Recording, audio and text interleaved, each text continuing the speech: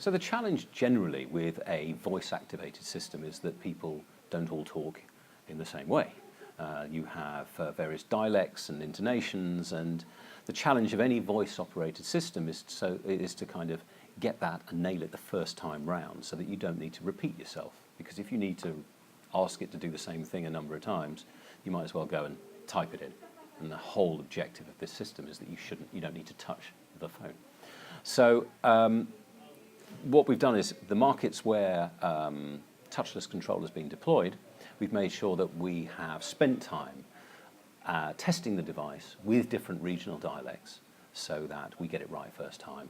Because like anything, any new way to work with a device, if you have a poor experience or a questionable experience, you tend not to go back to it.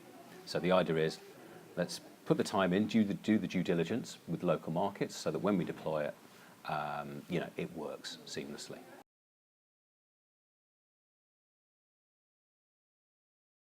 What we're very keen to do is to ensure that we don't put a load of excessive software and apps into our devices, so that we can maintain let's say a rapid upgrade path for our devices. Something we committed to with Moto G when we launched it last year. We committed to upgrading it to KitKat in January, which we've done. We started rolling it out last week. So what we have seen in the past is that innovative software experiences have been incorporated into future releases of stock Android. Now, I guess that's credit to software engineers. That said, we don't get any preferential treatment from Google. We don't get any advanced sneak peeks on new operating systems, so we get access to them at the same time. And so our objective is to make sure we deliver the best consumer experiences possible. And if Google wants to take those and incorporate them into the next release, then great. I guess we've been a pioneering mobile device company for the last 30 years, so I guess their expectation was that we would continue to innovate.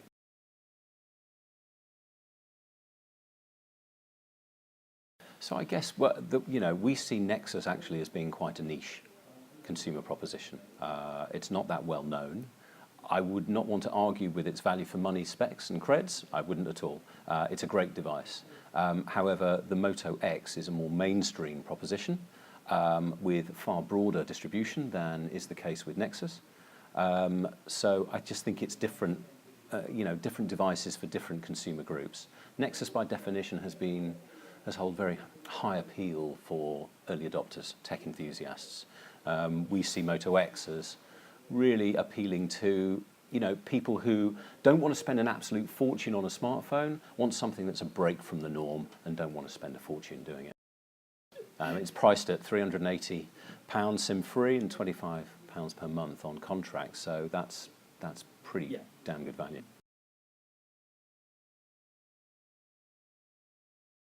What we focused our energy on with this device is to make sure that it is, of course, we deliver the breakthrough experiences like touchless control, smart notifications, and the quick capture capability. So just a twist of the wrist, which I can demonstrate now.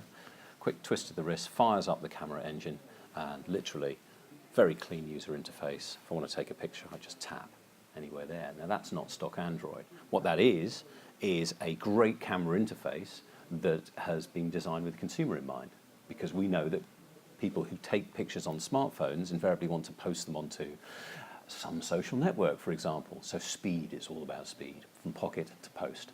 So stuff like that in terms of experiences is vital. But it's not all about the experiences, it's about power consumption. And that's an area where we've been able to innovate. So we've used something called the X8 mobile computing system, where we've got specialist processors that are dedicated to specific features.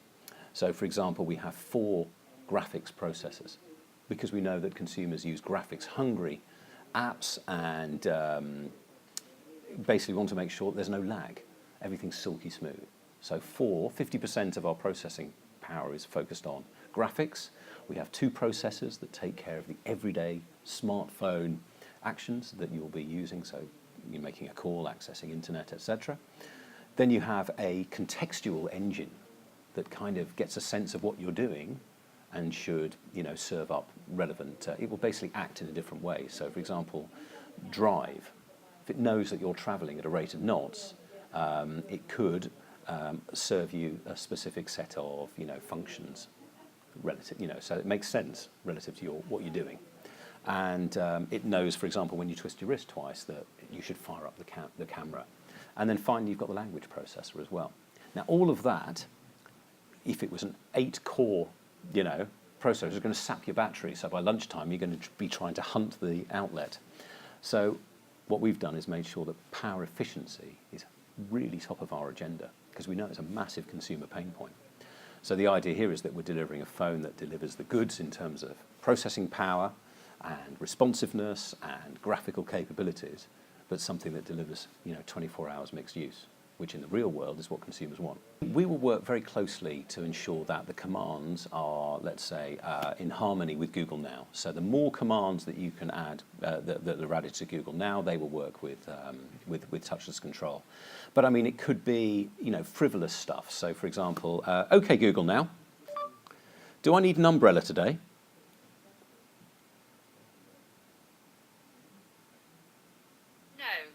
Not expected today in London, W1G, UK. The forecast is 7 degrees and mostly cloudy. Okay, so it could be stuff like that.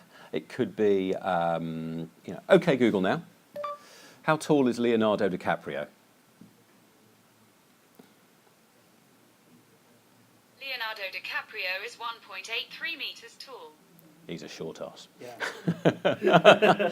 So, I'm being very conversational there. I'm not having to slow down my intonation or talk in the Queen's English. I can talk naturally. And so the idea is more commands will be added over time. So ultimately, you can just talk in conversational terms.